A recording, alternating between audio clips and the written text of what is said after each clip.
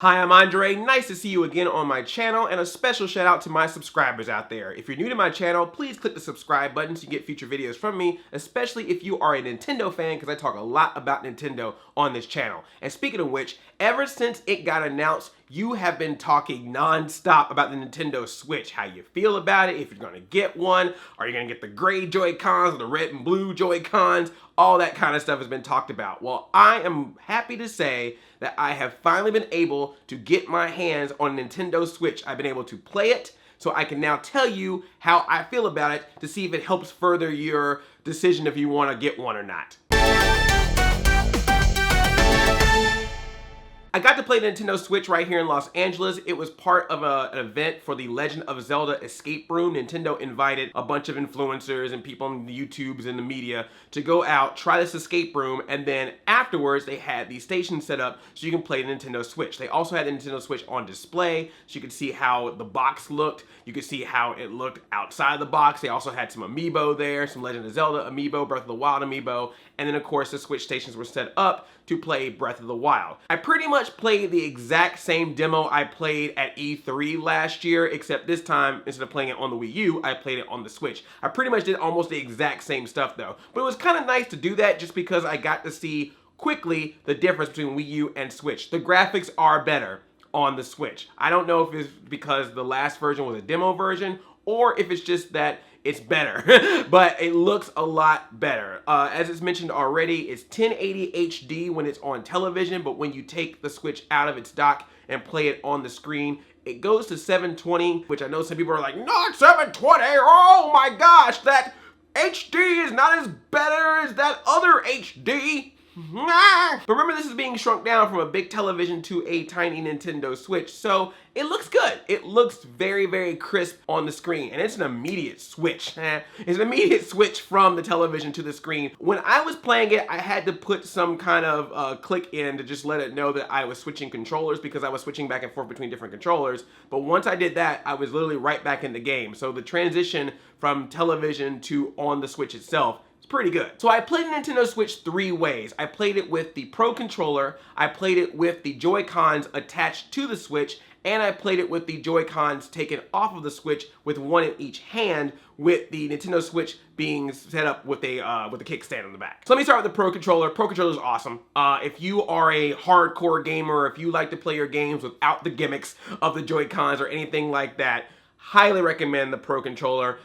I hope that they make it more available. I know it's already sold out. I know it's hard to find, and then if you find one, it's like $79.99, which I know some people are like, that's a little too high, but I do recommend it. I think when games like Mario Kart, Splatoon 2, or when eventually Smash comes around, probably gonna wanna play that with a Pro Controller over a Joy-Con, in my opinion. That's how I feel. But I don't know how you do, but I would feel like if that's the types of games that you're gonna really be hardcore about, Pro Controller is probably gonna be the way to go. It's a really nice controller. It feels pretty good. It's like a standard controller, just like the Xbox controller almost. It's got this really cool look where you can kind of see through it a little bit. Kind of reminded me of like the old Game Boys where they had the see-through Game Boys, or the Nintendo 64 controllers where you could see through them, but they had like a different sort of tint to them. So it's kind of a grayish tint, but you can kind of somewhat see through it, and I really liked it. I don't have anything against the Joy-Cons, which I'm gonna talk about in a little bit, but I really did like that Pro Controller a lot. When you've been playing most of your Wii U games on this thing right here,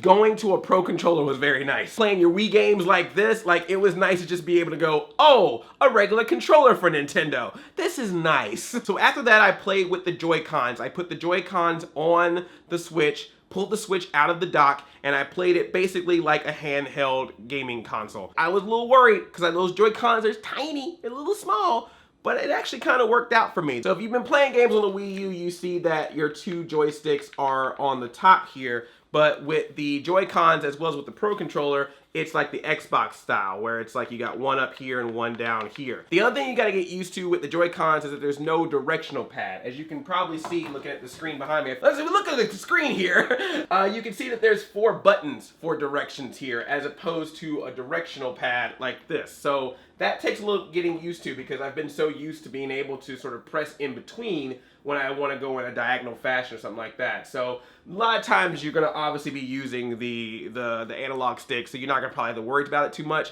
but that's just something you have to remind yourself, is that now you're going to have buttons as opposed to a full directional pad. So I don't know how that's gonna feel for some people. For me, it was fine. I didn't really use these buttons that much. I was mostly using that, so I was good. But it actually worked well in the hand, and it was nice to hold it with the Switch. The Switch is very light. It is a very light console. It boggles my mind that that little tiny little tablet has an entire gaming console in it. I mean, I shouldn't be that amazed. I mean, we've got tablets all over the place, and Apple and iPads and all that stuff. Now I'm starting to sound like the people from Power Rangers Ninja Steel, like, oh, communicator that gives you information, what? but yeah, it's a really light tablet, which is gonna make it good for traveling. It will definitely be nice to have a console where I can play a game at home and then take it with me. It would be nice to be able to play when I'm gone. It's particularly conventions when I go out of town.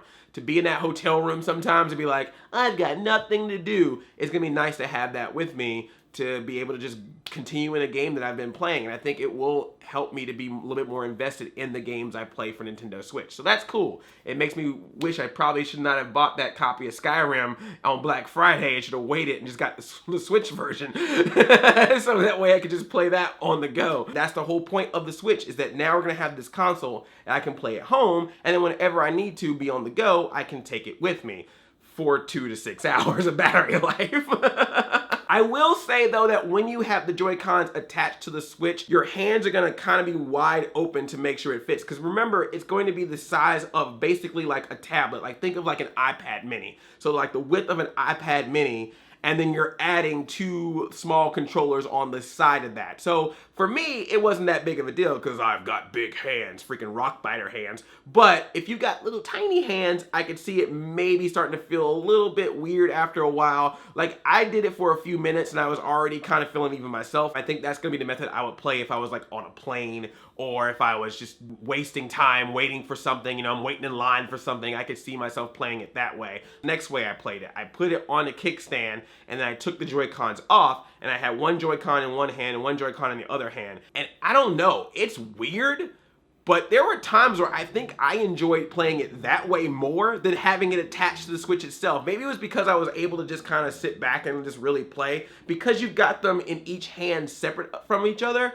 you're able to just kind of put your hands wherever you want to. So if I want to have one over here or one over here, it works. At the same time as someone else wants to have one right here and one right here really close by, that also works. So it's nice to just kind of have that freedom. But it's different from, say, the Wii controller and the nunchuck, where it was all attached and it was this weird like string, and then the nunchuck was like this little tiny thing. They're the exact same size, so you can kind of get the feel of both of them in each hand, and they actually work out fine. Now, I was always playing with them vertically. I don't know so much how it's gonna feel if you're playing horizontal. They have games where if 2 people wanna play, you can take the Joy-Cons off, give each person a Joy-Con, and then play it sideways. That still might feel a little weird because that is tiny, but vertically, it actually worked out just fine because it's the exact same length as it would be if you were playing the Pro Controller or if you were playing with the dock. They didn't have the dock for some reason. I don't know why, but it didn't have the dock where you put the Joy-Cons in and makes its own controller, so I could only play it that way. But it was fun playing it that way. Like, I really kind of liked that. It just gave me a nice little freedom of movement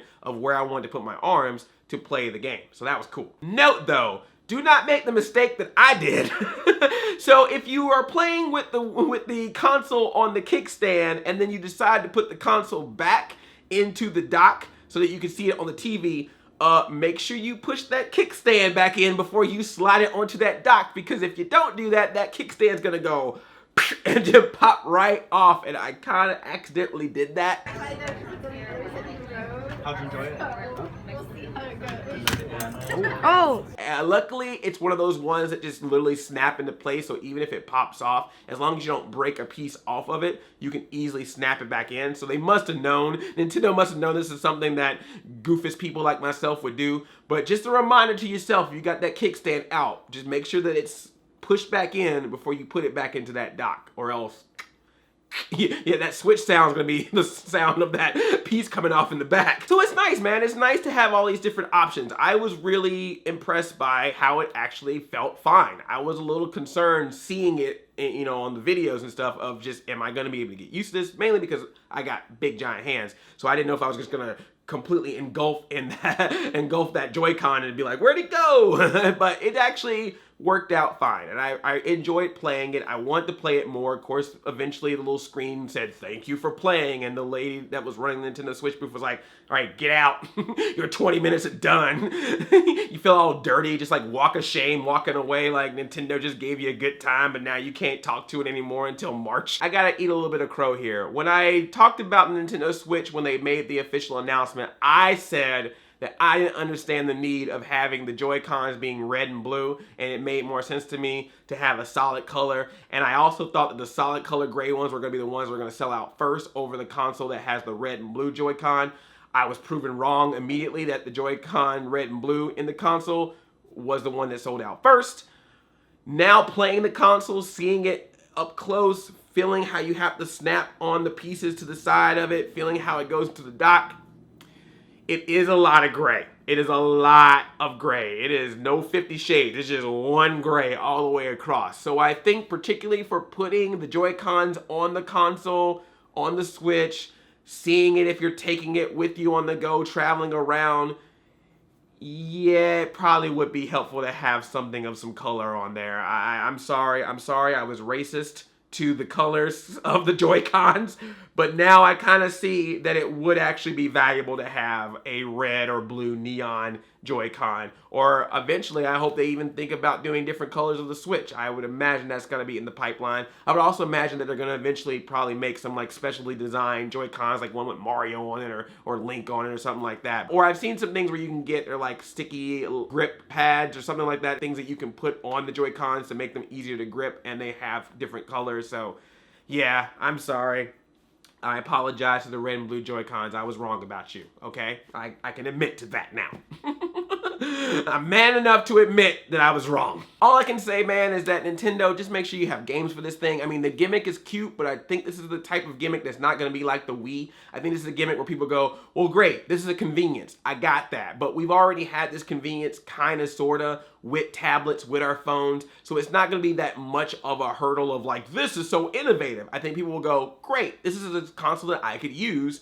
Now give me games that I can use for it. So the games are going to be very, very important for this. And I already could tell from some announcements that came out recently with Legend of Zelda that you're also looking to the fact of making a game that's complete and then maybe sprinkling some more DLC on it later. And that makes sense. But I just feel like there should always be something. There should always be a major game or two on this thing at the least that makes me want to continue playing it, because if I don't have that, then as gimmicky as this thing is, there's not going to be much to do. I want that to be usable for a long period of time, or for the 2 to 6 hours of battery life that you get. Please have some auto save on this thing, man. Like, have that game saving all the time. Please don't be doing like save points or checkpoints in this thing, because the last thing I would need is to go through some mission, be running to a checkpoint, and then pew! And please make this console available. Make the Joy-Cons available. Make the Pro Controller available. Try your best. I know that initially we're going to get a lot of crazy sales and the scalpers and all that stuff, but particularly by the time we get the holiday season, do not make this thing a thing that's not found. I don't want another NES Classic Edition scenario with this. This needs to be available. If you want people to get on board, this needs to be available. If your thing is not available around holiday season nowadays, you know, there's going to be early adopters in March, but I feel like where this is going to really shine is holiday season. So make sure you're ready for this, Nintendo. I need you ready. You got me. Your body is ready. Now your console needs to be ready. So does this help you in any way? Does this persuade you any more to think that maybe the Switch is worth trying? Are you going to get one? Did you pre-order one? Or are you going to try to scour to try to find one? Or are you just like, you know what? I'm going to just wait, see how everyone else likes it. If I get good feedback from them, then maybe I'll shell out my money. But until then, I'm just going to wait and see if it's worth it. And I can totally understand any of those feelings. But thank you so much for listening to my experience. I would love to know your thoughts about the Nintendo Switch. I have pre-ordered a Nintendo Switch, so hopefully the pre-order does not go away. So when I get one, what games would you like to see me play on the Switch from the few that will be available when it launches or very soon after it launches? Let me know. I will definitely get copies of the ones that you asked me to play and show you what I think about them, or at the very least give you my reviews of them after I've played them for a good amount of time, or my first impressions at the very least. And a way that you can always make suggestions is make sure that you are subscribed to my channel, and also ring that bell to be notified of future videos that I make. Usually when I post a video, I will read some of the first comments that come in with the video, so you want to be notified, so you can be one of the first people to know the video is up, so you can be one of the first people to make the comments, and you could probably get your comment hearted or responded. I can't put words together, Andre. Responded from me. I love you like a play cousin. I'm Audi 5000. Chain chomp. Yo.